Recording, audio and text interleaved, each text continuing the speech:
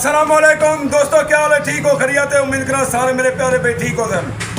दोस्तों आज मैं कोट छुट्टा झोक उतरा रोड से मौजूद हाँ। कदीमी खोसा निरोधी चप्पल मेकर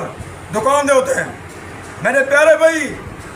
इन्हें जो दुकान मालिक हैं आसिफ खान खोसा मौजूद हैं। मैं इन्हें को पूछता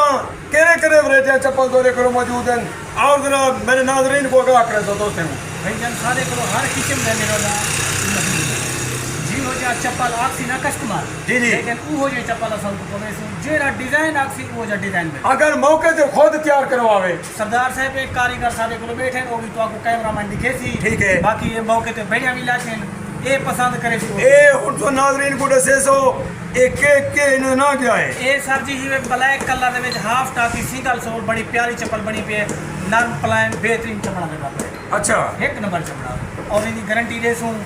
और ए जेडी लाथी वे ना साडे कोलो इको केड़ा चप्पल आ देन ए ब्लैक मार्क और खेड़ी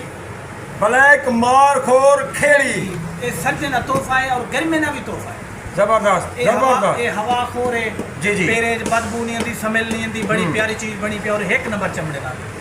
और ए बनी पीवे रत्ते कलर मस्टर्ड कलर ही कुछ देने हैं ए भी मारखोर खेड़ी डबल सोल दे विच बड़ी प्यारी चीज बनी पे और एक नंबर ते ए सारे कोलो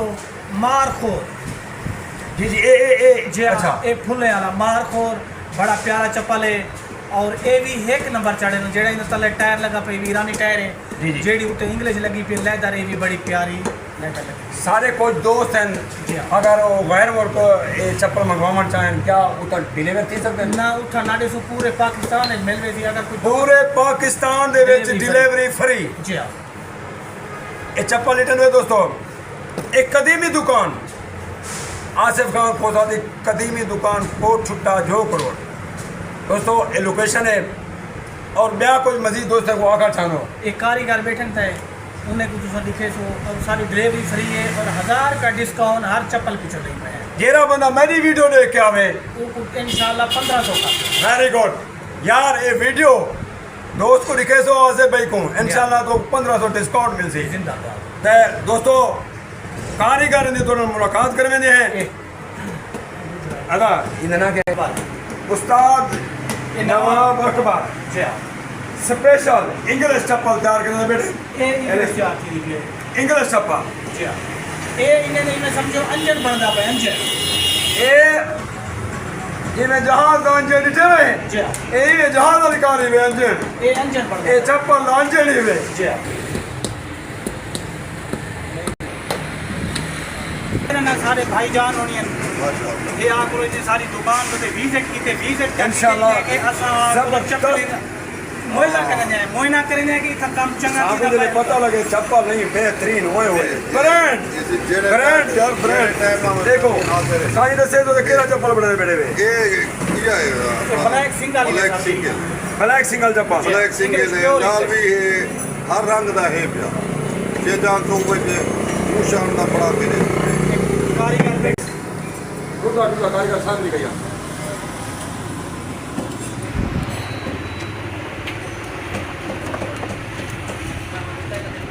तो ये पे बेहतरीन ब्रांड चप्पल था तो आपको मिल सन कोट छुट्टा झोक रोड दे होते हैं जबरदस्त उस्ताद आसिफ ने जो और सुना लव यू थेगा आसिफ भाईजान ये बेहतरीन चप्पल अपने हाथ नाल तैयार करने पे और कस्टमर के सामने और तुम्हारी अखी के सामने बिल्कुल बिल्कुल एक नंबर ए इस स्टॉक में जो तो कुछ चप्पल पसंद होवे इंशाल्लाह पूरे मार्केट कने पूरे बाजार कने डेरा गाजी खान कने मुल्तान कने कोट छुट्टा कने चोटी दरीन कने जितो कने सुना इतना तो आपको बिल्कुल कम रेट पे इंशाल्लाह मिल जाए चप्पल झोक रोड जो आवे सो डॉक्टर अरशद जो इधर नाल एक पुरानी साइन मा हो रही है उनके बिल्कुल सामने इंशाल्लाह भाई उन्हें कुछ चप्पल पेरे पवेसू और 1500 रुपया भाई बरकत दी तरफ में समझो रिलीफ मिल गया तो लव यू थिगा ये देखो ब्याह स्टॉक इडो भी खड़े हुए ये देखो और तो आपको थोड़ा लोकेशन भी दसावा ए दे पे बड़ा खंबा खड़े हुए ए बड़ा खंबा इन नाल ए बोर्ड लगा पे देखो ए सामने कदीमी खोसा निरोधी चप्पल मेकर ये पे पुरानी साइन मंगी होंगी ये सामने इतना पुरानी साइन में होंगी उनके नाल सामने बिल्कुल ये डॉक्टर अरशद दुकानी देवे ये झोक रोड देवे तो पाए आई लव यू ठीक है।